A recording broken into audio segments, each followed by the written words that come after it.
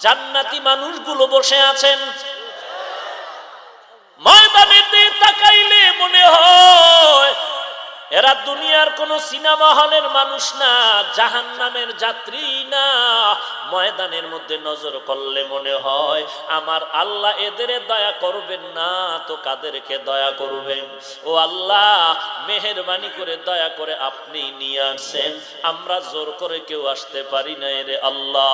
ও দয়ার মালিক, মেহেরবানি করে কাউকে খালি হাতে ফিরাইয়া দিয়েন না, কিছু দেন আর না দেন, অন্তত সবার সিনার মধ্যে হেদায়েতের নূর দান করেন আল্লাহ।